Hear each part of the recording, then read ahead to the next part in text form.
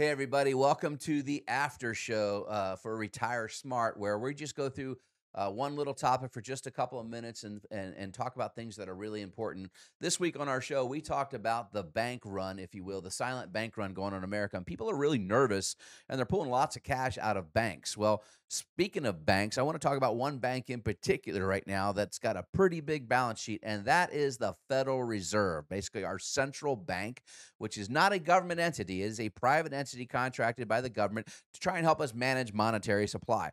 We typically have always had a balance sheet where the government has had around 500 to 700 billion dollars. So you can look on this graph right here, basically go back about 15 years there. You can see their sheet was under $1 trillion. Why do they have a balance sheet? Well, because each bank in America, if they were going to be short on their deposit requirements every night, would go to what they call the discount window and be able to borrow to shore up their balance sheet overnight. And so this is why the Fed exists, to help balance balance sheets for banks. And so this is normal, right? Well, then we came upon the Great Recession back in 2008, the housing crisis, et cetera. And the Fed thought it was good to inject and save all those banks. We can talk right or wrong on that. I don't think it was the right thing to do. But you can see right there in 2008, during the Great Recession, that big gray bar, they basically doubled the balance sheet, and our balance sheet went up pretty significantly. And then it was after that with President Obama, Barack Obama, got reelected.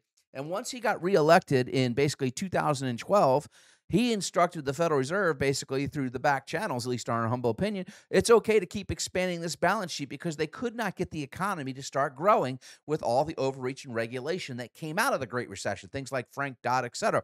So the Fed had to stimulate the economy. And how they did this was they kept basically buying bad assets off of banks, expanding their balance sheet. And if you look there in about 2014, you see the balance sheet was over $4 trillion.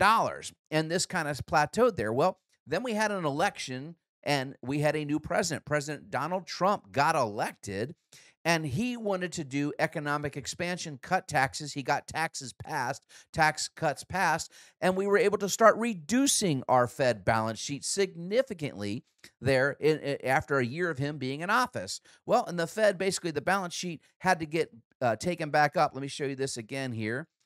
So here we go. Here's the balance sheet, and things were going well in 2018. The balance sheet was coming down. The economy was expanding. And then, unfortunately, we had what's called a black swan event.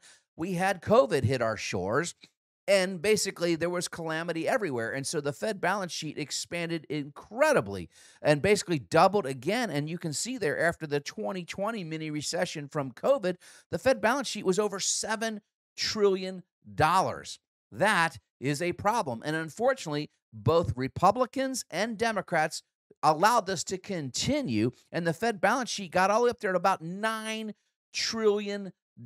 Folks, to understand how much $1 trillion is, this is Easter weekend, actually, we're recording this, and I want you to understand I am a believer. Jesus Christ is my Lord and Savior. If you believe like I do, about 2,000 years ago, they put that man, Jesus Christ, on the cross.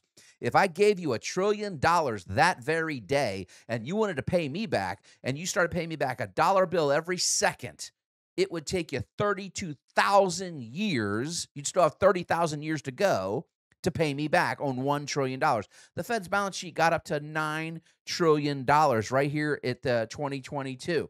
So now if we just look at the last year, Jerome Powell, who's currently in charge at the Fed, is trying to reduce that balance sheet, knowing this is going to be a catastrophe for the American economy. So they started to unwind through what we call QT, quantitative tightening, and reduce the balance sheet because inflation went out of control with the government spending. Well, that's just been thrown out the window here in the last month. As you can see on the right side of this chart, they've expanded the federal balance sheet by over $500 billion just in the last 30 days. This is going to make inflation stick around longer, make the recession that is coming be thicker and stick around longer as well.